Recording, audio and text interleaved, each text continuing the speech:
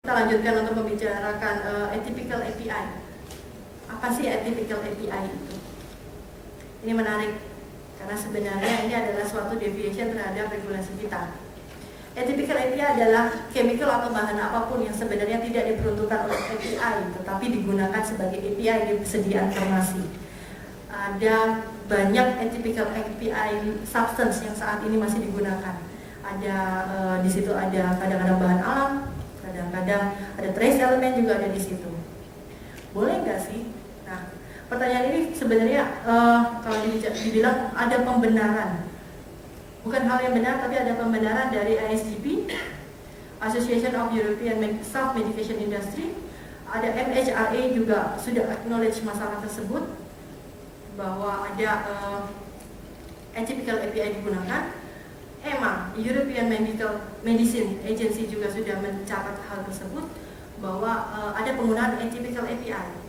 Penggunaan atypical API boleh atau tidak tergantung risk assessment. Resikonya akhirnya bergeser dari manufacturer, segala resiko ditanggung oleh pharmaceutical company. Kalau Bapak Ibu lihat challenge-nya, kalau Bapak Ibu menggunakan mark tersebut di sini adalah Merck yang karena kebanyakan memang digunakan. Merck and Prova itu tidak ditujukan untuk penggunaan sebagai API. Mereka di situ jelas digunakan no use for API atau to be used for excipient only. Ini statement yang jelas ada di COA atau di product spec-nya mereka. Tetapi kita nggak bisa hindari bahwa beberapa material kita hanya tersedia di technical grade. Seperti contohnya seperti ini. Sodium selenat, sodium molybdat, chromium chloride, Bapak Ibu tidak akan bisa menemukan itu di pharmaceutical grade sampai detik ini. Nah, untuk material seperti ini, statement seperti alergen, gluten, atau jangan kita bicarakan GMP sertifikat lah, itu jauh. Itu tidak akan tersedia. Tetapi kalau kita bicara tentang new falsified medicine yang tadi kita bicarakan tentang supply chain yang sudah mulai di review dan segala macam, mungkin ini akan menjadi situasi yang menjadi sulit ke depannya. Apa yang kita bisa lakukan saat ini? Tapi mungkin kalau kita bicara tentang implementasi ke depannya, kita mesti cari jalan keluar. Karena bagaimanapun BPOM juga sudah jelas clear kita mesti dapat API dan dengan GMP certificate. Mungkin kita sudah tidak bisa memakai ini lagi ke depannya juga.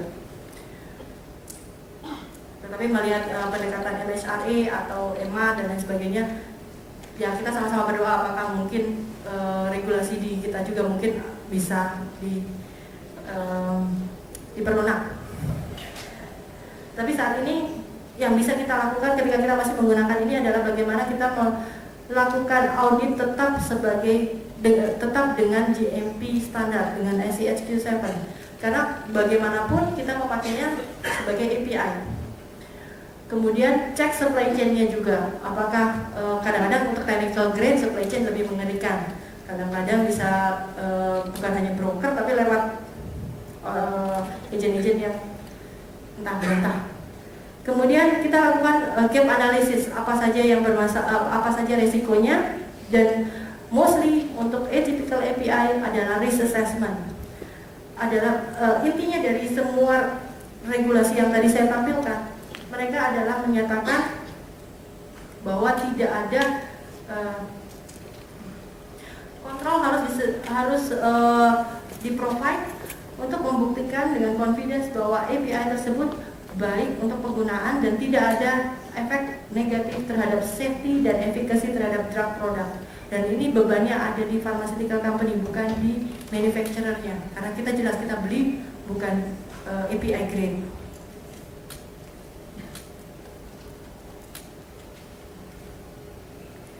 Itu saja untuk API. Mungkin Bapak Ibu bisa lihat lebih detailnya di ICHQ7 dan mungkin kita bisa discuss in further.